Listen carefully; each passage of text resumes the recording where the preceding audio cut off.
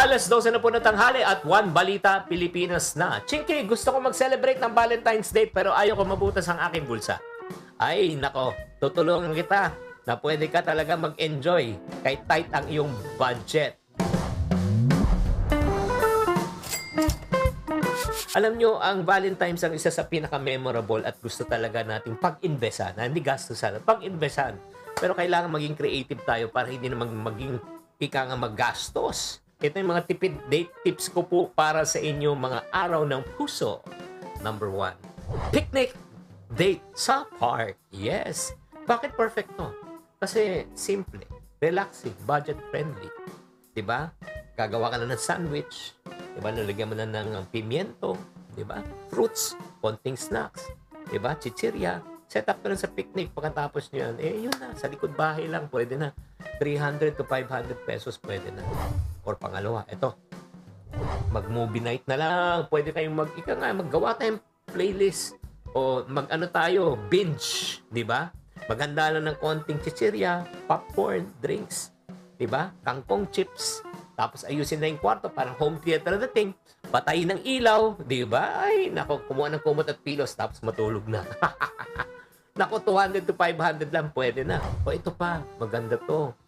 Yung DIY cooking. Oo, yung parang mas intimate kung kayo na lang dalawa ang magluto or si Mr. naman ang magluluto para kay Mrs.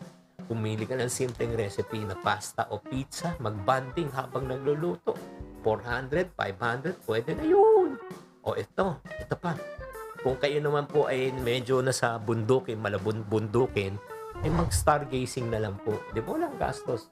Relax lang, maghanap kayo ng lugar na ika nga maraming bituin, di ba? Magdala ng konting upuan, di ba? Tapos snacks lang, pwede na po yan. O if not naman po, ito, maganda to. Grabe, matagal na natin di ginagawa. Gumawa po tayo ng love letters. Yes. Mas meaningful pag sinusulat po yan eh. Gumawa ka ng handwritten na love letters. Pwede ka rin magbigay ng DIY na do it yourself. Diba? 100 pesos, 200 pesos. Mas mas mabibigyan pa ng ng halaga. Or if not naman, ang pwede mong gawin, DIY, photoshoot date. Oo, ano ibig sabihin yan? Diba? Ang kagandahan po niyan, magpipicture-picture kayo, diba? May tema, gumamit ka ng phone, maghanap ka ng scenic spots, diba? Magtulungan kayo sa pag-create ng mga creative shots, diba? May timer, may jump shot. In other words, libre na. Diba? In other words, mga kapatid, ang dami nating creative ways. Huwag kayong mawawalan ng pag-asa na sinasabi mo, boring ang aming Valentine's. Hindi mahalaga kung gaano kalaking ginastos mo ngayong Valentine. Ang mas mahalaga, nag-effort ka. It's because it's the thought that counts. Sana nagustuhan niyo itong mga tipid date ideas na ito. Siyempre, saan pa kayo pupunta? Di kay Kuya Chinky. Tatandaan, tamang karunungan, tamang disiplina po ang susi sa pagyaman.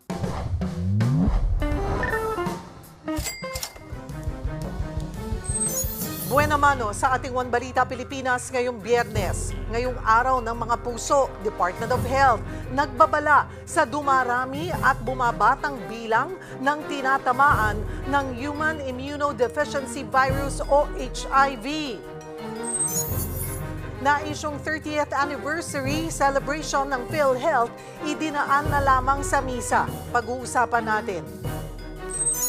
PCSO, napasok umano ng hackers, datos ng mga lotto winners. Posible umanong nakompromiso. Matapos ipakilala ang kanyang mga pambato, dating Pangulong Rodrigo Duterte, binanatan si Pangulong Bongbong Marcos sa pangakong 20 pesos per kilong bigas na hindi natupad. Pag nasa gobyerno ka, ikaw yung nagdadala, you cannot give promises. Panay na lang ang pangako mo. At Season 3 ng hit drama series na White Lotus magpipremiere na sa Thailand. Kasama sa naimbitahan dyan ang One Balita Pilipinas.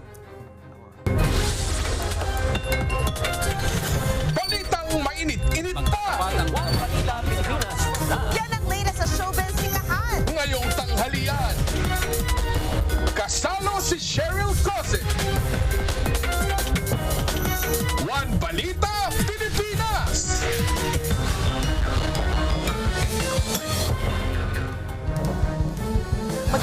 Bali, Luzon, Visayas at Mindanao. Patay sa pananaga ang isang mangingisda sa Camarines Sur. Ang suspect, pinsan ng kanyang misis. Para bigyan ng mukha ang balita, Mobile Journal, Kayla Makantan. Sa hindi pa malamang dahilan, walang awang pinagtataga hanggang sa mapatay ang isang mangingisda sa Camarines Sur.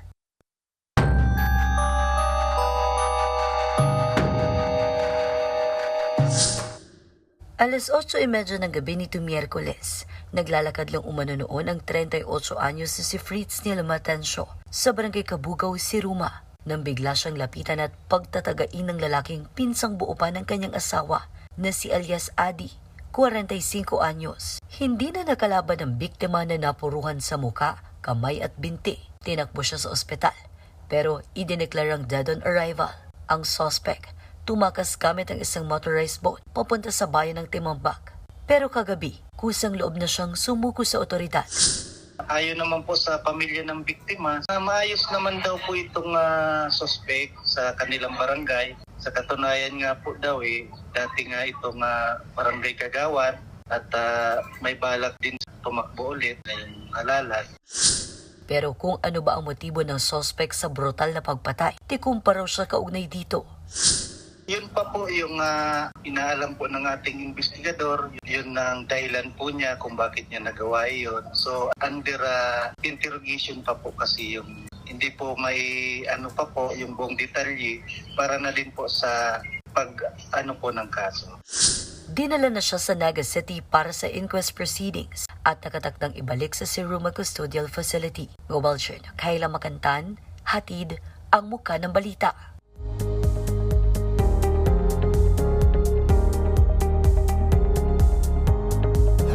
Kasabay ng Araw ng Mga Puso, nagbabala ang health authorities na sa naobserbahang pagtaas ng kaso ng HIV. Magbabalita si JC Cosico.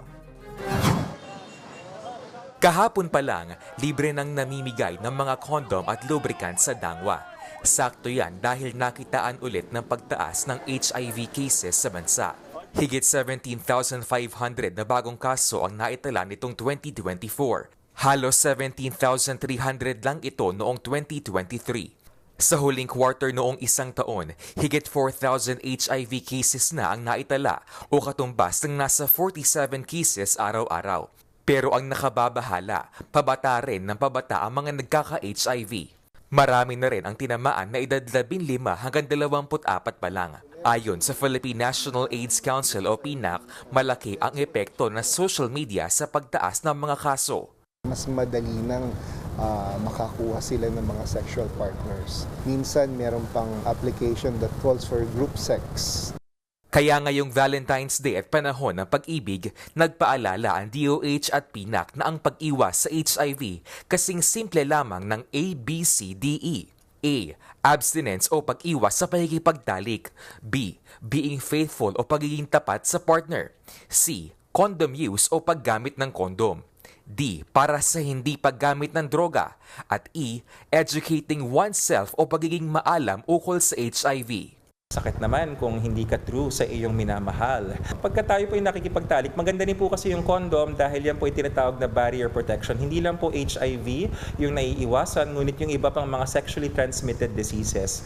Paniguro naman ng DOH, hindi ganoong maaapektuhan ang HIV services ng gobyerno sa kabila ng pagsuspende ng Amerika sa foreign assistance nito sa iba't ibang mga bansa. Hindi naman na raw kasi tayo ganoong umaasa sa foreign aid. Sa higit 7 bilyong pisong halaga na HIV services para sa 2025, nasa 6.2 billion ang pinopondohan ng DOH, habang nasa 830 million ay manggagaling daw sana sa foreign aid.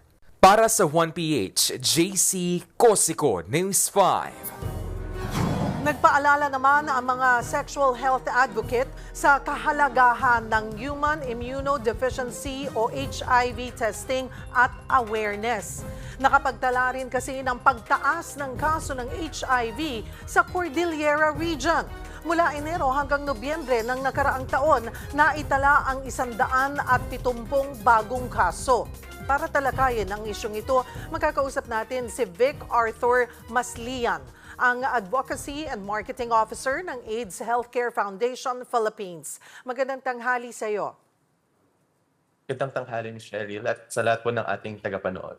Vic, maituturing bang significant ang naitalang 170 new cases ng HIV sa Cordillera noong nakaraang taon? Yes, Ms. Cheryl, no? Ito ay very significant yung data na yon. Pero pag narinig natin yan, parang nakatakot, nakabahala. No? Since ang taas ng cases. At similarly, for the past 10 years naman, ay rapidly increasing talaga yung cases natin sa Philippines. However, on the other hand, significant siya dahil maaring na nating sabihin na tumaas yung cases dahil mas aggressive na din yung ating LGUs at yung ating partners on the ground sa pag-test ng ating cases. Kaya ganun din siya tumataas.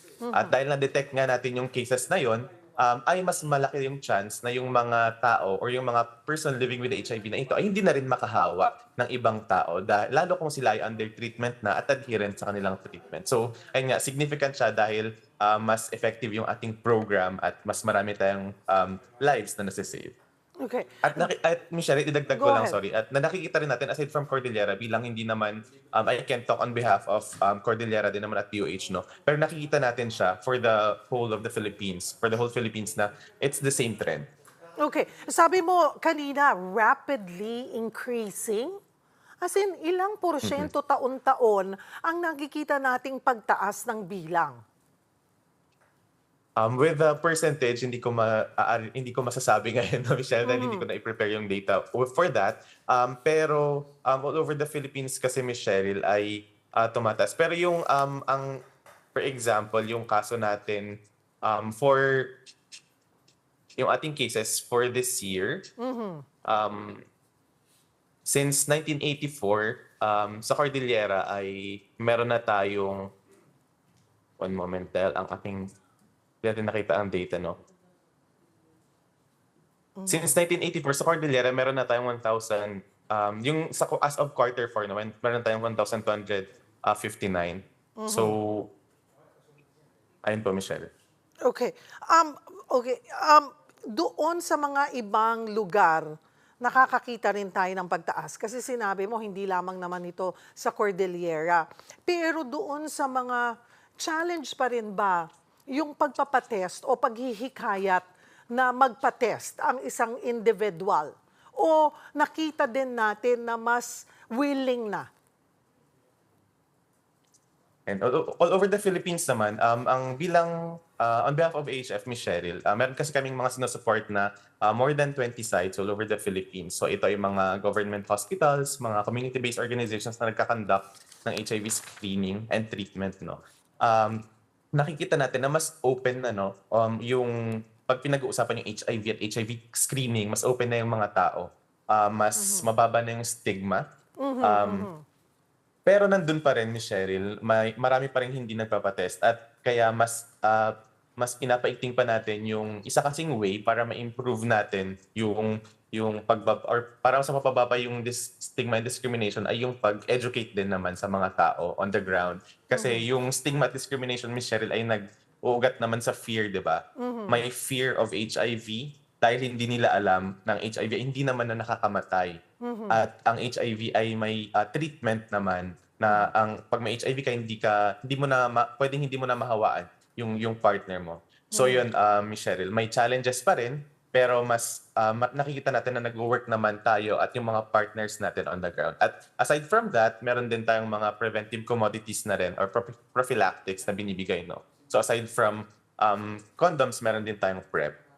At base nga sa report, nananatili pa rin, Vic, na primary mode of transmission ang male-to-male sex. Kaliwat kanan ng information campaign ng iba't ibang advocate groups.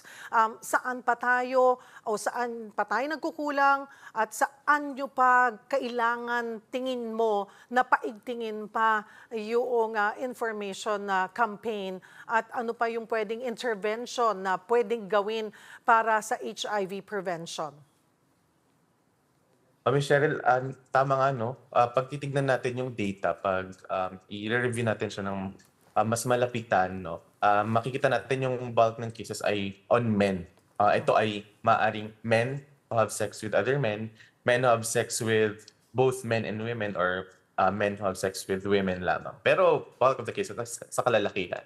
So, kaya marami tayong ginagawa on the ground, lalo yung education po, no, pumupunta po tayo, yung mga partners po natin, aside, pupunta po sila sa schools, sa communities. Hindi na lang po kasi ngayon sa facility or sa ospital ginagawa yung HIV screening. Pinupuntahan na po talaga natin sila on the ground para doon na natin i-provide yung education and services na kailangan nila. Para right there and then ay alam na nila yung status nila. Tapos, nagkakaroon din po. Go ahead. I'm sorry. Go ahead, Vic. And po, tapos meron din po tayong, isa rin po na challenge, Ms. Cheryl, ay yung kasi, implementation ng, yung sa bulk kasi ng cases din na yon, aside from galing siya sa sila ay mga kalalakihan, bulk ng cases ay mga kabataan din.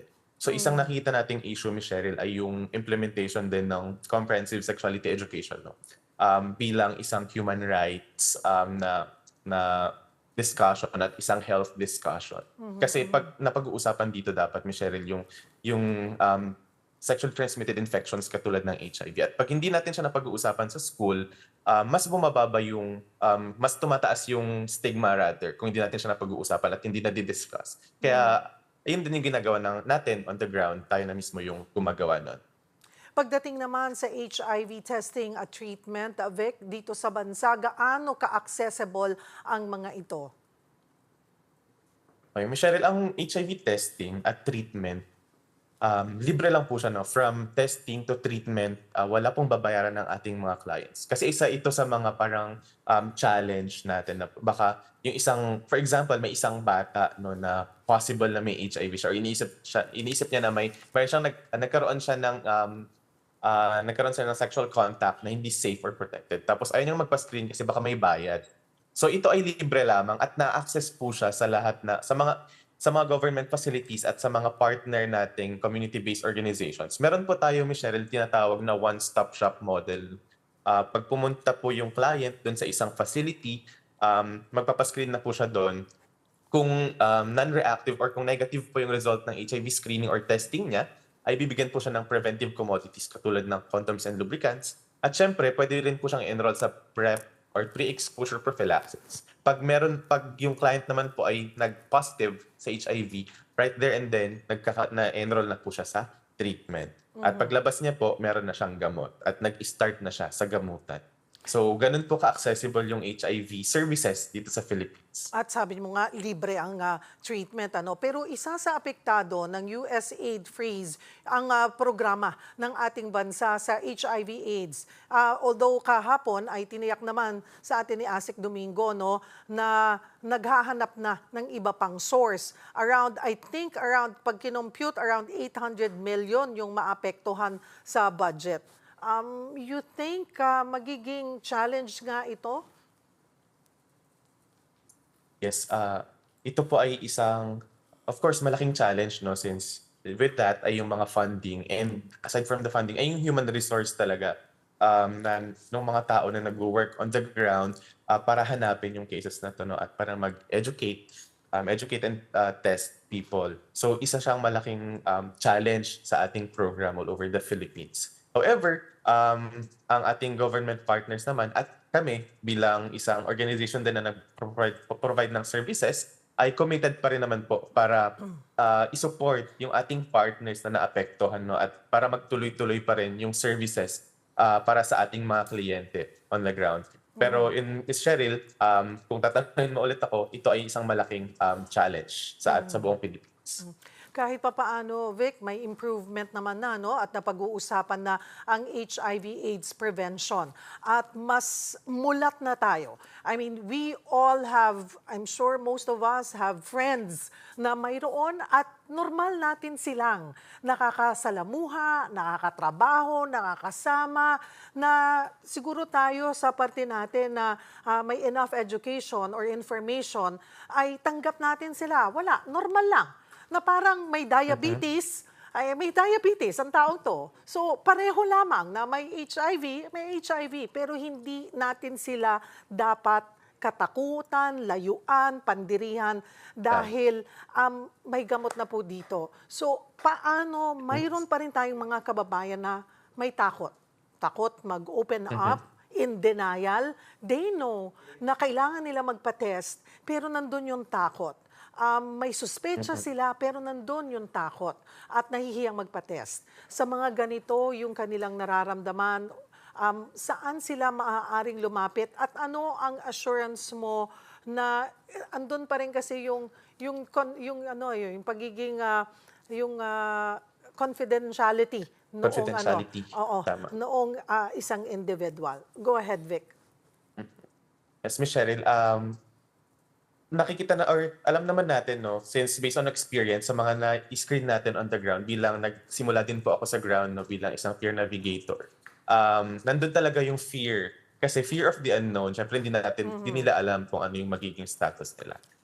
Pero with that fear, mas importante po na alam natin kung paano ma-protect hindi lang yung sarili natin, pero yung loved ones natin, no, from HIV. And the best way to do that is to always get tested for HIV. Regular na testing. Ito ay libre, mabilis at confidential lang po. It's very confidential na pag pumunta po kayo sa isang facility, yung itatransmit pong data, for example sa DOH, ay wala pong pangalan, walang mababanggit na anything personal. Mga code na lang po ito. No? So ganun ka-confidential yung data for HIV na sa isang facility, isang tao lang din yung nakakita, yung nag-test na siya rin mag-encode. So ganun po siya ka-confidential.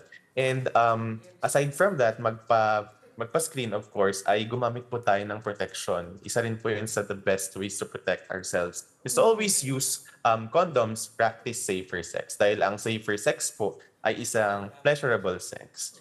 So combination po lagi yun. It goes hand in hand. Maraming salamat sa iyong oras, Vic Arthur Maslian ng AIDS Healthcare Foundation Philippines. Sa mga mamimili naman o mamimili ng pangregalo sa kadate ngayong Valentine's Day, may sobrang traffic na raw papunta sa bilihan ng bulaklak dyan po sa Dangwa. Silipin nga natin ang sitwasyon dyan sa live na pagbabalita ni Mobile Journal, Amy Atienza. Amy, kumusta ang sitwasyon at kumusta rin ang mga presyo ng bulaklak?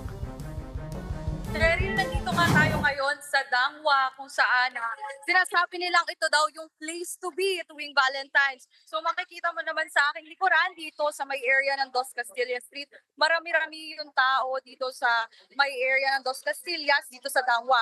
At kung titingnan naman natin dun sa may traffic, ayan, napakarami ng sasakyan na dumadaan at marami na rin kasing tao dito sa may Dangwa. Kaya inaasahan talaga natin ang matinding daloy ng trapiko dito sa may area ng Dimasalang Road ito, Cheryl. So ngayon, magtanong-tanong naman tayo ng mga presyo ng mga bulaklak na binebenta dito sa Dangwa. So dito, isa to sa mga palagi pinupuntahan. So kuya, pwede pong matanong, ano po ba ang bulaklak na ito? Gerbera. Ano po? Gerbera. Gerbera po. Magkano po yung isang Gerbera? 250 po yung gantong bundle na po.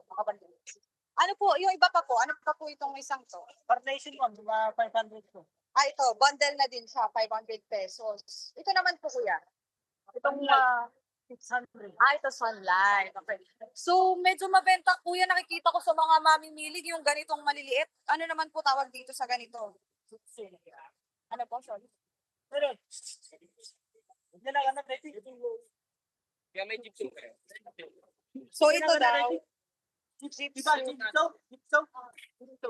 So, ito daw, jeep. So, magkano po yung isa nito? 300 po. Yung palagi, 300 pesos, ganito kalaki. Tapos yung kalahati, 150 pesos. Yung best seller nila dito, itong rosas na ano. Ate, pwede pong matanong, sorry, ate, baka po pwede matanong magkano naman po yung mga roses? At ano po ba yung pinakamabenta dito talaga sa shop nyo? Yung Ecuadorian, ma'am, 80 yung per stem, pero sa bundle, 42. Okay, so ito yung Ecuadorian daw, 180 pesos. Tapos dito naman sa mga normal na rosas, abot siya ng 100 pesos per stem. Pero yun nga, marami pa rin dito, Cheryl, talaga yung mga mamimili.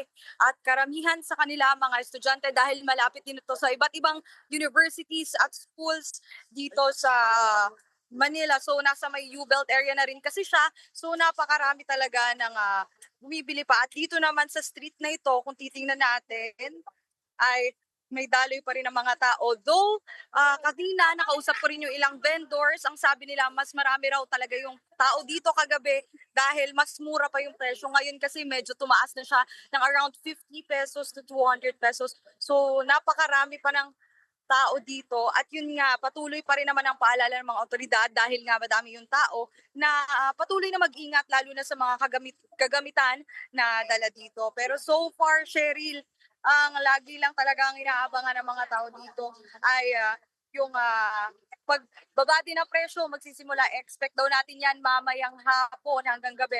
So baka bumalik sa normal price yung mga bulaklak na binebenta nila dito. Pero yun nga, so far, ito pa lang naman yung nangyayari. Doble ingat na lang din po talaga sa mga pupunta dito at saka mahabang pasensya po ang ine-expect natin dahil nga po sa traffic na meron dito sa Dangwa. Yan muna sa ngayon, Cheryl. Alright, maraming salamat Mobile Journal, Amy Atienza. Susunod, para lumuwag sa Metro Manila, ekta-ektare ang lupain sa Quezon Province, planong tayuan ng bagong syudad. Pag-uusapan natin. Datos ng mga lotto winners, posible umanong nakompromiso matapos mapasok ng hackers ang PCSO. At 30th anniversary ng PhilHealth, ipinagdiwang sa pamamagitan ng misa. Yan at iba pa sa pagbabalik ng One Balita, Pilipinas.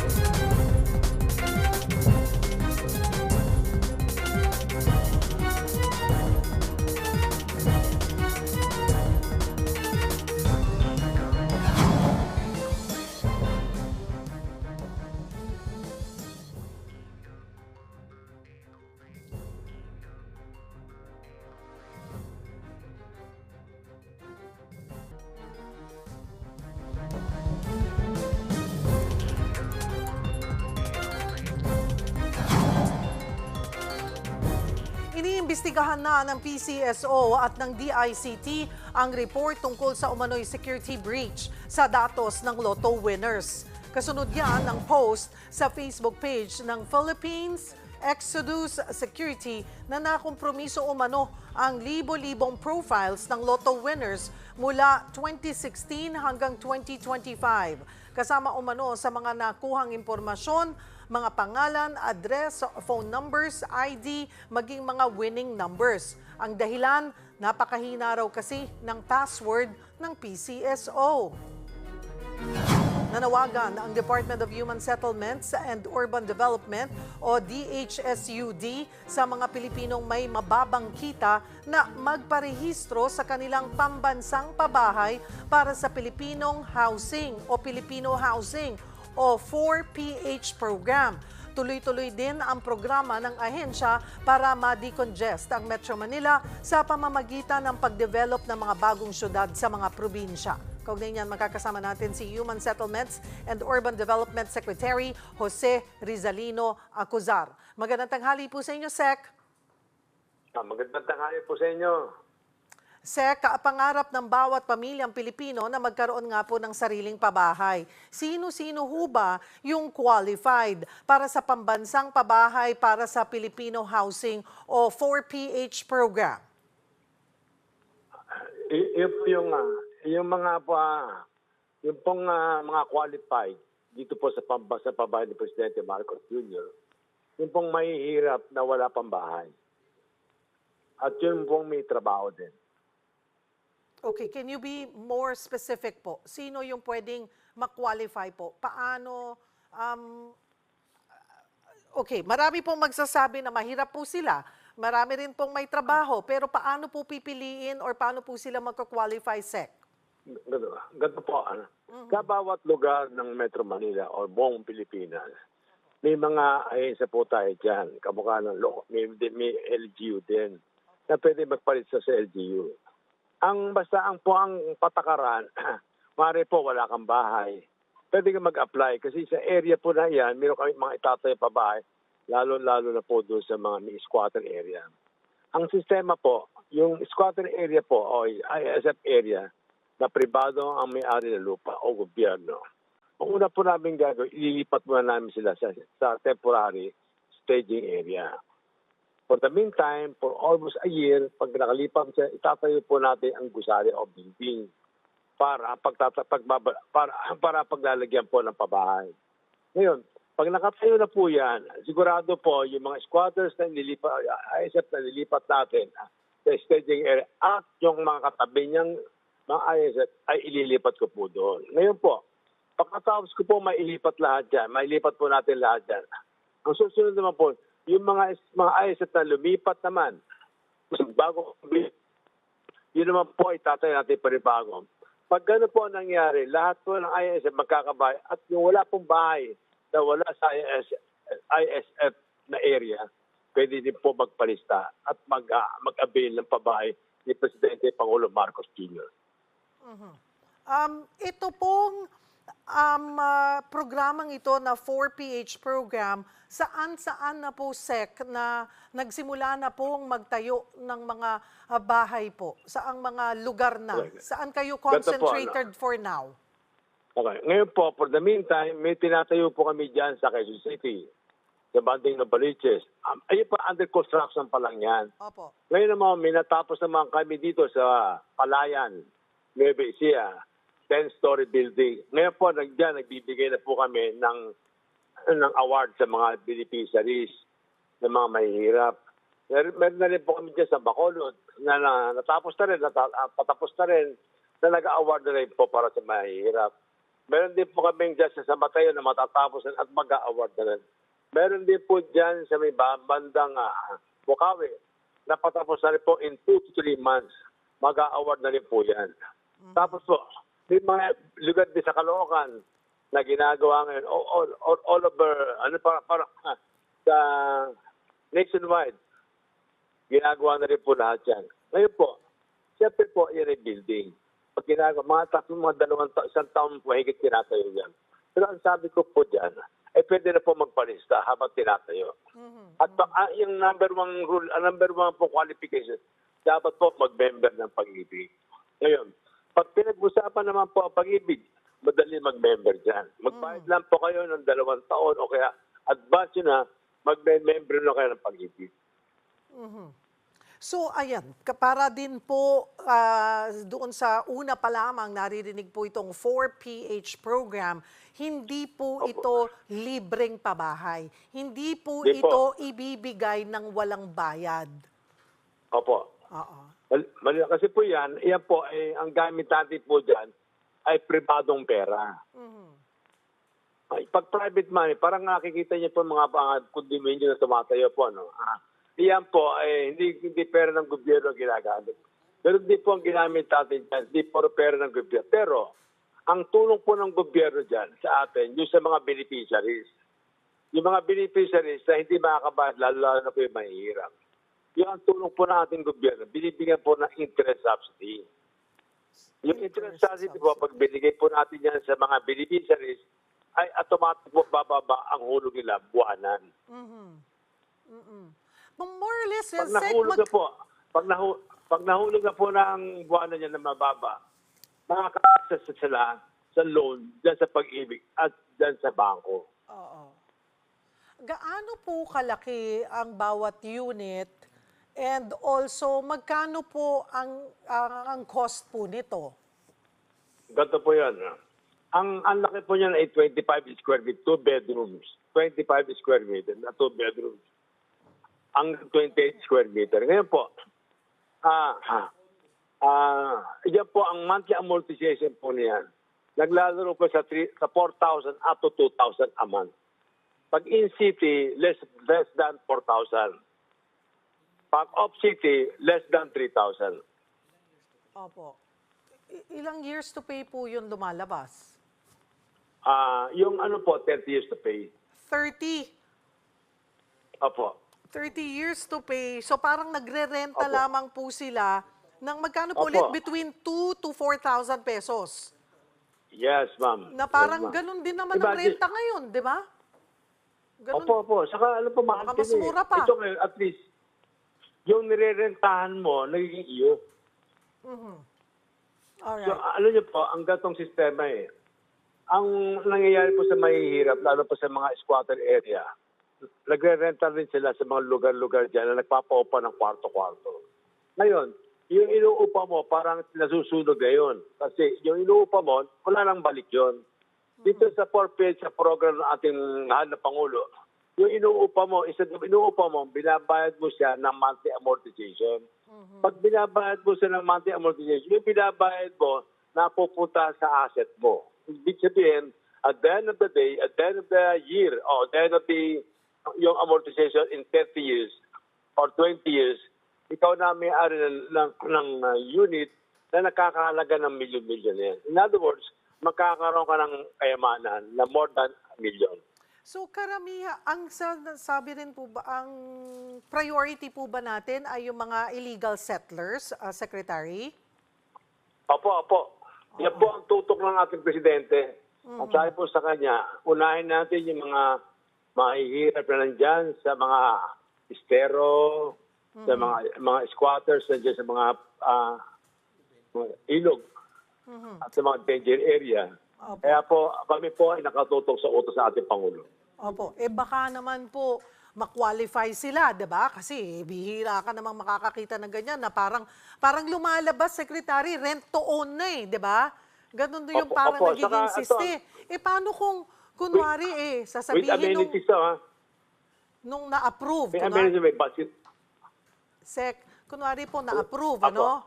Tapos after 3 years, gusto nang umalis, pwede ba nilang ibenta sa iba? Pwede. Pwede. Pero siguro naman po may proseso. Kasi pwede baka... na pakitaan. May proseso. Gagawa ko po yung proseso. Gagawa po natin yung proseso. Oo. Kasi... Gagawa po natin. Parang sinasabi po natin, pwede palang ibenta pag na-award sa kanila. Baka ang mangyari, ibebenta, pagkakakitaan. Gagawa namin ng proseso po. Gagawin namin ng proseso. Gagawin na ng proseso. Pero hindi pwede agad na pagkabigay siya, bebenta mo na. Yung bawal po yun. Pero kung nakasang taong ka, 2 taon, gusto mo na lumipat at nakimita ka na, gusto mo mas malaking bahay, siyempre pwede mo ibenta at lumipat sa mas malaki. So for now, siguro po hintayin natin na mas plansyado po yung sistema. Pero doon, again, Secretary, sa mga interesado po, again, sino po yung pwede, sino yung qualified, at saan po sila ulit magpapalista? Ganito po yan. Sa mga kababayan po natin na wala pang bahay, itong programa po ng ating mahal na Pangulo, hindi po ito madaling gawin. Ito po kasi ay building. Saka yung building pong ginagawa natin, ito po ay mga 2 taon tinatayo. At saka po ang billing po niya, wag lang building ang ibigay. Ibigay din yung mga amenities, kamukha ng parks, may basketball court, at dapat daw po enjoy din na mahihirap. Ayun naman po, pinagsisikapan mo ng administrasyon na ito na ibigay ng magandang kapaligiran at magandang pakaramdam yung mahihirap pag siya ay nasa panilang tahanan. Yan po ang aming gagawin. Para hindi lang kamukha ng may eskwela. Kami, meron po yung iligay na health center, commercial center, na pwede lang pagmitingan at pamilyahan. Para pagbaba mo ng building mo, hindi ka na mamamalengke at magta-tricycle. At sabi nyo nga po, ay ang kanilang tanging gagawin ay magtungo po sa kanilang mga LGU at magpalista. Opo, sa office, sa mga disused na regional office po namin, meron kami regional office. Saka sa local government po. Regional offices po ng Human Settlements and Urban Development. Opo. Alright. Okay. Marami pong salamat sa inyong oras, Secretary Jose Rizalino Acuzar ng Department of Human Settlements and Urban Development. Kasabay ng Araw ng Mga Puso, ipinagdiriwang din ng Philippine Health Insurance Corporation o PhilHealth ang kanilang ika-30 taong anibersaryo. Sa halip na magarbong selebrasyon, pinili ng ahensya na magdaos ng misa. Ayon sa bagong talagang presidente at CEO ng PhilHealth na si Dr. Edwin Mercado, tatapatan ng buong pusong paglilingkod ang mainit na pagtanggap sa kanya ng stakeholders, public health at medical communities at mga kawani ng PhilHealth. Sa puntong ito, magkakausap natin si PhilHealth President and CEO Dr. Edwin Mercado. Magandang tanghali po sa inyo at happy anniversary po sa PhilHealth, Doc. Ay, maraming salamat, Cheryl.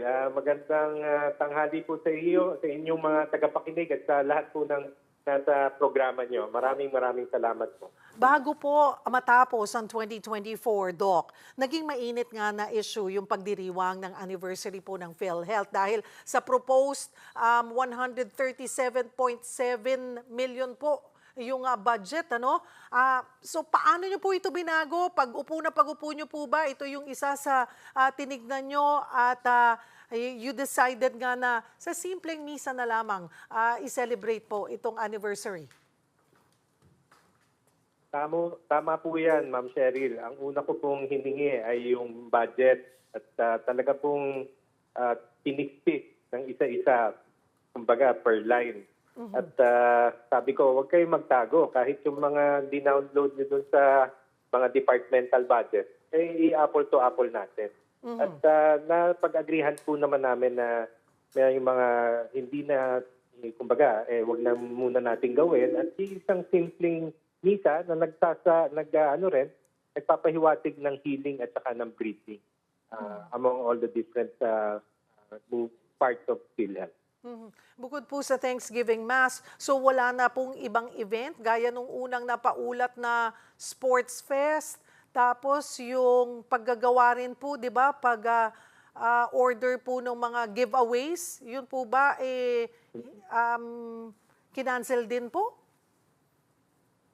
Meron po rin namang natira kasi kailangan po natin for engagement ng ating stakeholders at saka yung moral po ng ating mga kawani dito sa PhilHealth.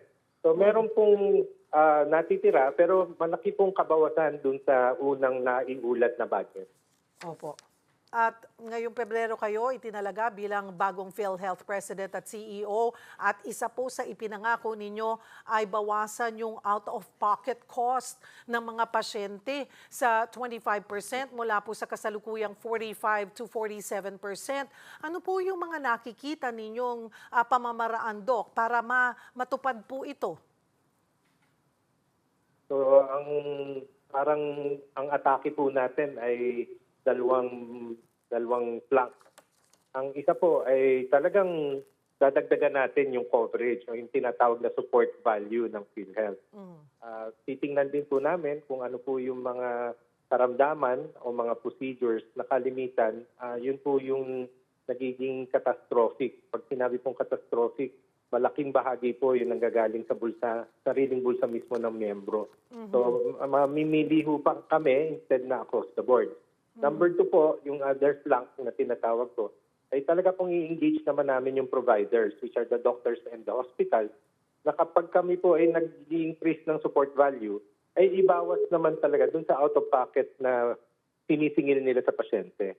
Kasi may mga report po kayo na nakukuha na kahit po kami mag-adjust ng support value, ay ganun pa rin po yung sinisingil na out-of-pocket ng ating provider. At yun po ay bunga rin ng kanilang pangamba na hindi sila mabayaran ng tama at hindi sila mabayaran on time. So yun po ay tututukan namin na sila po ay mabayaran ng tama at mabayaran sa tamang oras kasi may tinatawag pong cost of money . Kaya hindi sila nagbabawas masyado ay dahil kung ang pera ay nagamit sa ibang mga activities na mag-generate ng revenue sa kanila ay may lost opportunity kung tawagin. Kaya pag-uusapan po namin na pagtulungan namin. Hindi naman po ba ito, Doc, dagdag contribution, yung kapalit? Ay, hindi naman siguro. Number 1, nasa maximum na yung contribution level natin 4%. base dun sa UHC law. Opo. Nasa 5% na. 5%. Actually, may binabalangkas na batas, mababa at mataas na kapulungan at pinag-uusapan niya kung magkakaroon muna ng rate adjustment pababa. So, kung ano man po ang magiging desisyon ng ating mga mahal na mambabatas, ay kami po isusunod.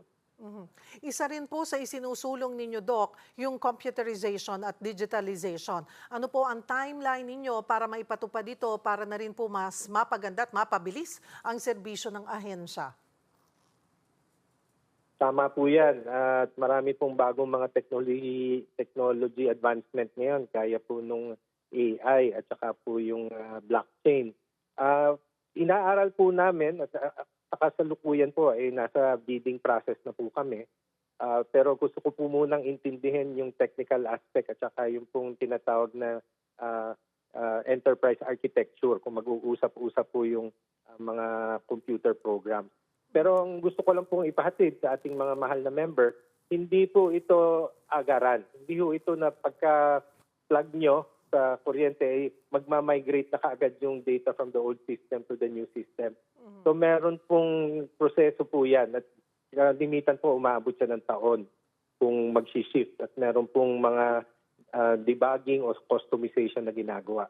Pero yung pong kasalukuyang system, kahit po legacy siya o datihin na program, i-improve pa rin po namin habang nag-shift kami dun sa bagong system.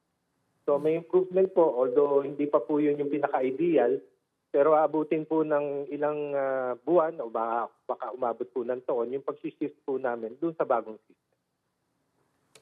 Ano pa po ang mga aasahan na, Doc, dagdag na medical benefit packages po sa taong ito at mga pagbabago rin sa ilalim ng inyo pong pamumuno? Ay, magandang tanong yan, Cheryl. Ang una po nating kailangan talagang palakasin ay yung programa ng konsulta.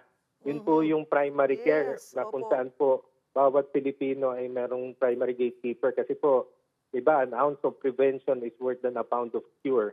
Kaya po yung talagang pagpapanatili na malusog at saka early detection, makita kaagad yung mga may sakit para malunasan agad at hindi lumala. Yan po yung isa sa mga tututukan namin at hopefully nga po ay makapag-engage tayo na mas maraming provider para po mas lumawig at mas dumami po ang option ng ating mga miyembro na magbigay po nitong tinatawag na primary care. So yun po ang isa sa tututukan ko po. Opo, Doc, kasi napakaganda po nitong konsulta, pero kakaunti or halos hindi po alam ng mga kababayan natin na may ganito po pala ang PhilHealth. Tama po yan. Kulang po talaga ang tingin ko sa komunikasyon. Kanina nga po, nag-meeting din ako bago kami nagkaroon ng misa at talagang sinabi ko parang hindi tugma yung mga gusto nating ipaabot sa naiintindihan ng mga provider at saka ng mga pasyente natin. So gagawa po kami na mas malawak at mas targeted na communication strategy. Marami pong salamat sa inyong oras. And again, happy anniversary po sa PhilHealth. PhilHealth President and CEO, Dr. Edwin Mercado.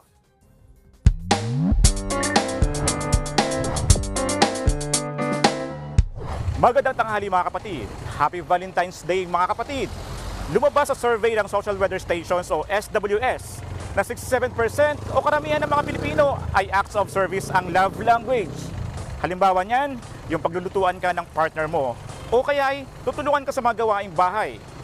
Ikaw kapatid, anong love language mo at bakit? Tara samahan niyo ako at magtatanong tayo dito.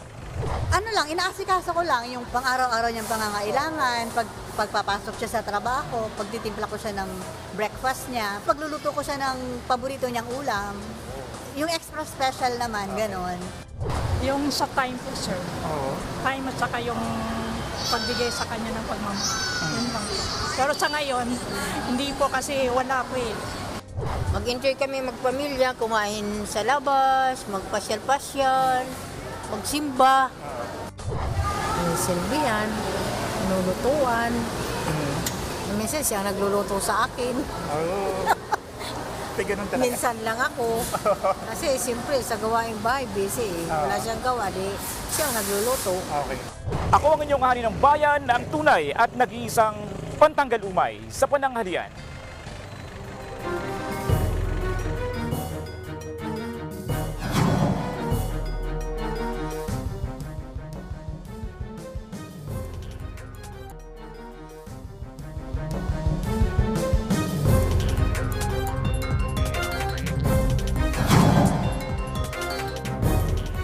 Iniimbestigahan na ng PCSO at ng DICT ang report tungkol sa umano'y security breach sa datos ng Lotto winners. Kasunod yan ng post sa Facebook page ng Philippines Exodus Security na nakompromiso umano ang libo-libong profiles ng Lotto winners mula 2016 hanggang 2025.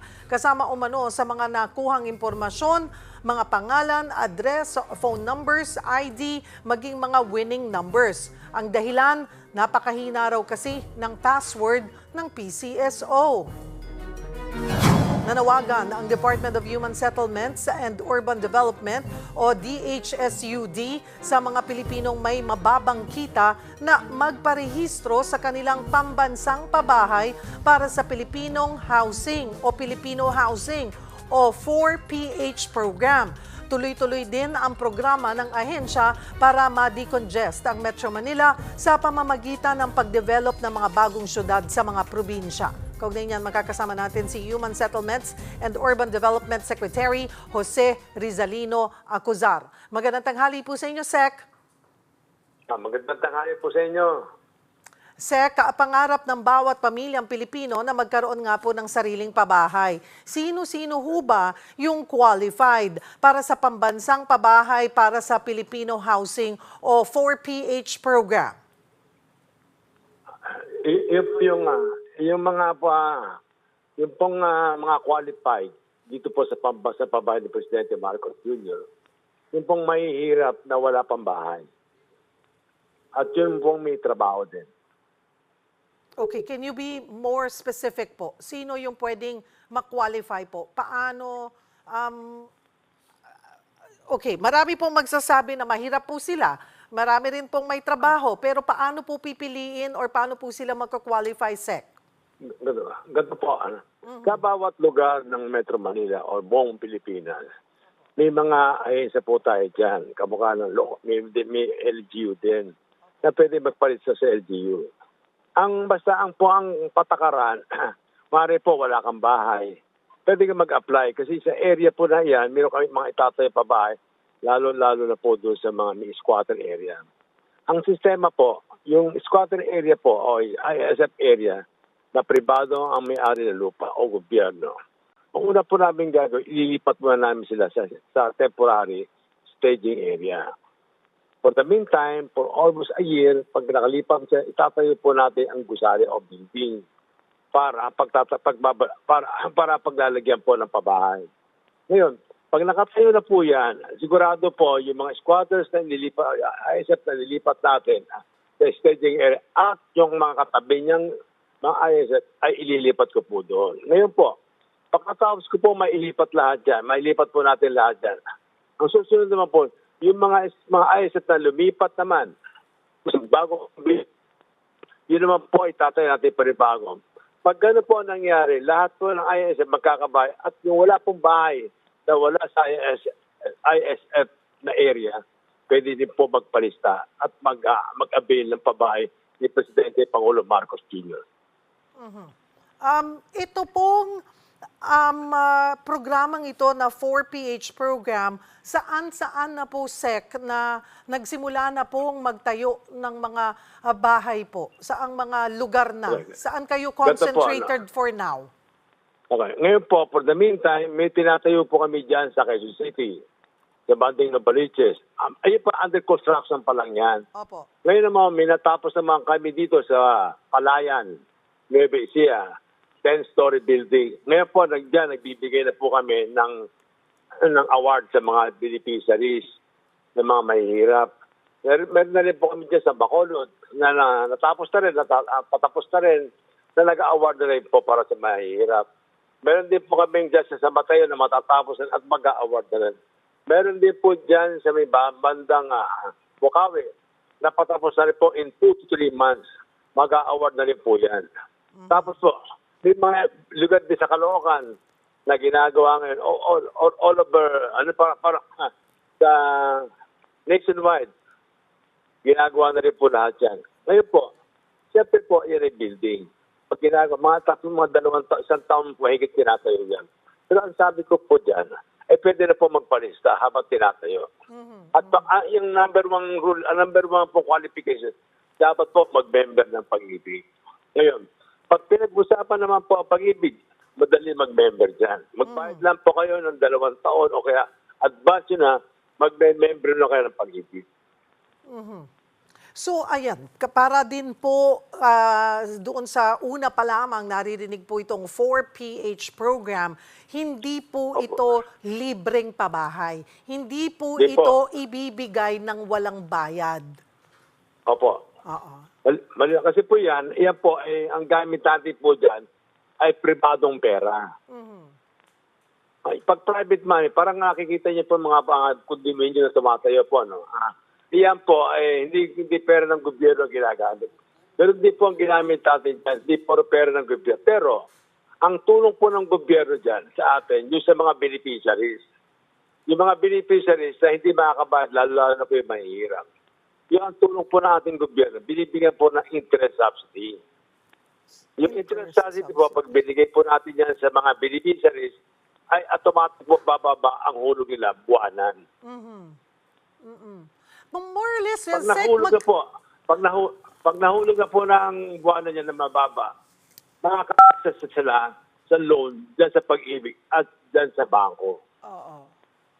Gaano po kalaki ang bawat unit and also magkano po ang cost po nito? Ganito po yan. Ang laki po niyan ay 25 square feet, 2 bedrooms. 25 square meter na 2 bedrooms. Ang 28 square meter. Ngayon po, yan po ang monthly amortization po niyan. Naglalaro po sa 4,000 up to 2,000 a month. Pag in-city, less than 4,000. Pag off-city, less than 3,000. Opo. Ilang years to pay po yun lumalabas? Yung ano po, 30 years to pay. 30? Opo. 30 years to pay. So parang nagre-renta Opo. lamang po sila ng magkano po Opo. ulit? Between 2 to 4,000 pesos. Yes, ma'am. Na parang Yes, ma'am. ganun din naman ang renta ngayon, di ba? Ganun. Opo. Saka ano po, mahal Baka mas din mura pa. Ito ngayon, at least, yung nirerentahan mo, nagiging iyo. Alright. So, alam niyo po, ang gatong sistema ang nangyayari po sa mahihirap, lalo po sa mga squatter area, nagre-renta rin sila sa mga lugar-lugar dyan na nagpapaupa ng kwarto-kwarto. Ngayon, yung inuupa mo, parang nasusunog ngayon. Kasi yung inuupa mo, wala nang balik yon. Dito sa 4-page sa program ng ating mahal na Pangulo, yung inuupa mo, binabayad mo siya ng monthly amortization. Pag binabayad mo siya ng monthly amortization, yung binabayad mo, napupunta sa asset mo. Ibig sabihin, at the end of the day, at the end of the year, or at the end of yung amortization in 30 years or 20 years, ikaw na may-ari ng unit na nakakahalaga ng milyon-milyon yan. In other words, magkakaroon ka ng kayamanan na more than a million. So karamihan, sabi rin po ba, ang priority po ba natin ay yung mga illegal settlers, Secretary? Opo. Yan po ang tutok ng ating presidente. Ang sabi po sa kanya, unahin natin yung mga mahihirap na nandyan sa mga estero, sa mga squatters nandyan sa mga ilog at sa mga danger area. Kaya po, kami po ay nakatutok sa utos sa ating Pangulo. Opo. Baka naman po ma-qualify sila, 'di ba? Kasi bihira ka namang makakakita ng ganyan na parang lumalabas, Secretary, rent to own na 'di ba? Ganun din yung parang nagiging siste. Paano kung kunwari sasabihin with amenities nung na-approve, may amenities, may budget. kunwari po na-approve, ano? Tapos after 3 years, gusto nang umalis, pwede ba nilang ibenta sa iba? Pwede. Pwede. Pero siguro naman po may proseso kasi pwede baka... lang pakitaan. May proseso. Gagawa ko po yung proseso. Gagawa po natin yung proseso. Oo. Kasi Gagawa po natin. parang sinasabi po natin, pwede palang ibenta pag na-award sa kanila. Baka ang mangyari, ibebenta, Na, no? pagkakakitaan. Gagawa namin ng proseso po. Gagawin namin ng proseso. Gagawin na ng presidente. Pero hindi pwede agad na pagkabigay siya, bebenta mo na. Yung bawal po yun. Pero kung nakasang taon ka, 2 taon, gusto mo na lumipat at nakimita ka na, gusto mo mas malaking bahay, siyempre pwede mo ibenta at lumipat sa mas malaki.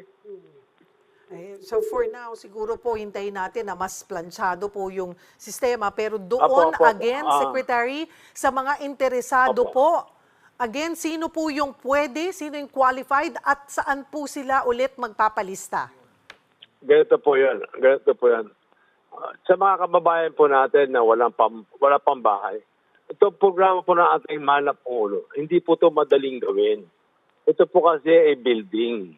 Saka yung building pong ginagawa natin, ito po ay mga 2 taon tinatayo. At saka po ang billing po niya, wag lang building ang ibigay. Ibigay din yung mga amenities, kamukha ng parks, may basketball court, at dapat daw po enjoy din na mahihirap. Ayun naman po, pinagsisikapan mo ng administrasyon na ito na ibigay ng magandang kapaligiran at magandang pakaramdam yung mahihirap pag isa ay nasa panilang tahanan. Yan po ang aming gagawin. Para hindi lang kamukha ng may eskwela. Baka meron po yung iligay na health center, commercial center, na pwede lang pagmitingan at pamilyahan. Para pagbaba mo ng building mo, hindi ka na mamamalengke at magta-tricycle. At sabi nyo nga po ay ang kanilang tanging gagawin ay magtungo po sa kanilang mga LGU at magpalista. Opo, sa office, sa mga disud na regional office po namin, meron kami regional office. Saka sa local government po. Regional offices po ng Human Settlements and Urban Development. Opo. Alright. Okay. Marami pong salamat sa inyong oras, Secretary Jose Rizalino Acuzar ng Department of Human Settlements and Urban Development. Kasabay ng Araw ng Mga Puso, ipinagdiriwang din ng Philippine Health Insurance Corporation o PhilHealth ang kanilang ika-30 taong anibersaryo. Sa halip na magarbong selebrasyon, pinili ng ahensya na magdaos ng misa. Ayon sa bagong talagang presidente at CEO ng PhilHealth na si Dr. Edwin Mercado, tatapatan ng buong pusong paglilingkod ang mainit na pagtanggap sa kanya ng stakeholders, public health at medical communities at mga kawani ng PhilHealth. Sa puntong ito, magkakausap natin si PhilHealth President and CEO Dr. Edwin Mercado. Magandang tanghali po sa inyo at happy anniversary po sa PhilHealth, Doc. Ay, maraming salamat, Cheryl. Magandang tanghali po sa iyo, sa inyong mga tagapakinig at sa lahat po ng nasa programa nyo. Maraming salamat po. Bago po matapos ang 2024, Doc, naging mainit nga na issue yung pagdiriwang ng anniversary po ng PhilHealth dahil sa proposed 137.7 million po yung budget, ano? So paano nyo po ito binago? Pag-upo nyo po ba? Ito yung isa sa tinignan nyo at you decided nga na sa simpleng misa na lamang i-celebrate po itong anniversary. Tama po yan, Ma'am Cheryl. Ang una ko pong hiningi ay yung budget at talaga pong tiniktik ng isa-isa, kumbaga per line. At sabi ko, huwag kayong magtago. Kahit yung mga dinownload nyo dun sa mga departmental budget, i-apple to apple natin. At napag-agrihan po naman namin na may yung mga hindi na, kumbaga, huwag na muna natin gawin. At isang simpleng misa na nagpapahiwatig ng healing at saka ng breathing among all the different parts of PhilHealth. Bukod po sa Thanksgiving Mass, so wala na pong ibang event gaya nung unang napaulat na Sports Fest, tapos yung paggagawa rin po, di ba, order po ng mga giveaways, yun po ba, kinancel din po? Meron po rin namang natira kasi kailangan po natin for engagement ng ating stakeholders at saka yung moral po ng ating mga kawani dito sa PhilHealth. So meron pong natitira pero malaki pong kabawasan dun sa unang naiulat na budget. Opo. At ngayong Pebrero kayo itinalaga bilang bagong PhilHealth President at CEO at isa po sa ipinangako ninyo ay bawasan yung out-of-pocket cost ng mga pasyente sa 25% mula po sa kasalukuyang 45 to 47%. Ano po yung mga nakikita ninyong pamamaraan, Doc, para matupad po ito? So ang atake po natin ay dalawang flank. Ang isa po ay talagang dadagdagan natin yung coverage o yung tinatawag na support value ng PhilHealth. Titingnan din po namin kung ano po yung mga karamdaman o mga procedures na kalimitan. Yun po yung nagiging catastrophic. Pag sinabi pong catastrophic, malaking bahagi po yung nanggagaling sa sariling bulsa mismo ng miyembro. So, mamimili ho pa kami instead na across the board. Number 2 po, yung other flank na tinatawag ko, ay talaga pong i-engage naman namin yung providers, which are the doctors and the hospitals, na kapag kami po ay nag-increase ng support value, ay ibawas naman talaga dun sa out-of-pocket na sinisingil nila sa pasyente. Kasi may mga report po kayo na nakukuha na kahit po kami mag-adjust ng support value, ay ganun pa rin po yung sinisingil na out-of-pocket ng ating provider. At yun po ay bunga rin ng kanilang pangamba na hindi sila mabayaran ng tama at hindi sila mabayaran on time. So yun po ay tututukan namin na sila po ay mabayaran ng tama at mabayaran sa tamang oras kasi may tinatawag pong cost of money . Kaya hindi sila nagbabawas na masyado ay dahil kung ang pera ay nagamit sa ibang mga activities na mag-generate ng revenue sa kanila, ay may lost opportunity kung tawagin. Kaya pag-uusapan po namin na pagtulungan namin. Hindi naman po ba ito, Doc, dagdag contribution, yung kapalit? Ay, hindi naman siguro. Number 1, nasa maximum na yung contribution level natin 4%. base dun sa UHC law. Opo. Nasa 5% na. 5%. Actually, may binabalangkas na batas, mababa at mataas na kapulungan, at pinag-uusapan niya kung magkakaroon muna ng rate adjustment pababa. So, kung ano man po ang magiging desisyon ng ating mga mahal na mambabatas, ay kami po isusunod. Isa rin po sa isinusulong ninyo, Doc, yung computerization at digitalization. Ano po ang timeline ninyo para maipatupad ito para na rin po mas mapaganda at mapabilis ang serbisyo ng ahensya? Tama po yan. At marami pong bagong mga technology advancement ngayon. Kaya po nung AI at saka po yung blockchain. Inaaral po namin at sa kasalukuyan po ay nasa bidding process na po kami. Pero gusto ko po munang intindihin yung technical aspect at saka yung pong tinatawag na enterprise architecture kung mag-uusap-usap po yung mga computer programs. Pero ang gusto ko lang pong ipahatid sa ating mga mahal na member, hindi po ito agaran. Hindi po ito na pagka-plug nyo sa kuryente ay magmamigrate na kaagad yung data from the old system to the new system. So meron pong proseso po yan at limitan po umabot siya ng taon kung mag-shift at meron pong mga debugging o customization na ginagawa. Pero yung pong kasalukuyang system, kahit po legacy siya o datihin na program, i-improve pa rin ho namin habang nag-shift kami dun sa bagong system. So may improvement po, although hindi pa po yun yung pinaka-ideal, pero abutin po ng ilang buwan o baka umabot po ng taon yung pag-shift po namin dun sa bagong system.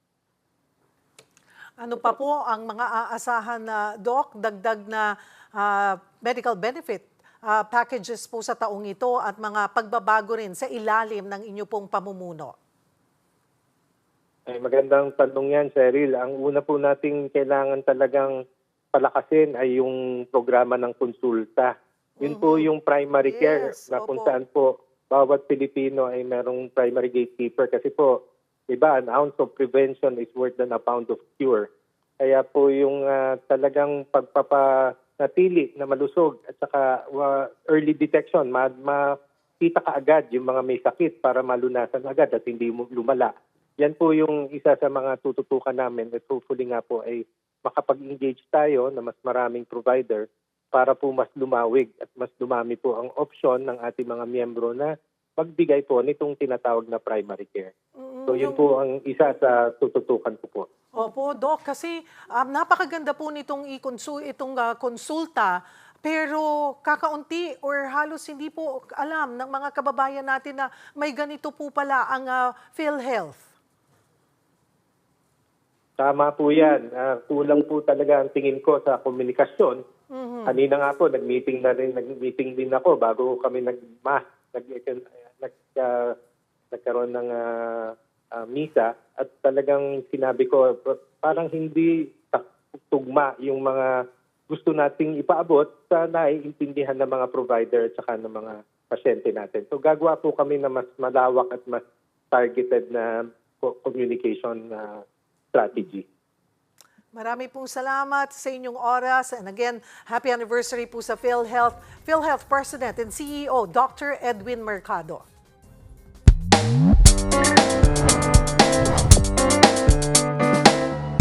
Magandang tanghali mga kapatid. Happy Valentine's Day mga kapatid. Lumabas sa survey ng Social Weather Stations o SWS na 67% o karamihan ng mga Pilipino ay acts of service ang love language. Halimbawa niyan, yung paglulutuan ka ng partner mo o kaya ay tutulungan ka sa mga gawaing bahay. Ikaw kapatid, anong love language mo at bakit? Tara samahan niyo ako at magtatanong tayo dito. Ano lang, inaasikaso ko lang yung pang-araw-araw niyang pangangailangan, pagpapasok siya sa trabaho, pagtitimpla ko siya ng breakfast niya, pagluluto ko siya ng paborito niyang ulam, yung extra special naman, ganon. Yung sa time po, sir. Time at saka yung pagbigay sa kanya ng pagmamahal. Yun lang. Pero sa ngayon, hindi po kasi wala po eh. Mag-enjoy kami magpamilya, kumain sa labas, magpasyal-pasyal, magsimba.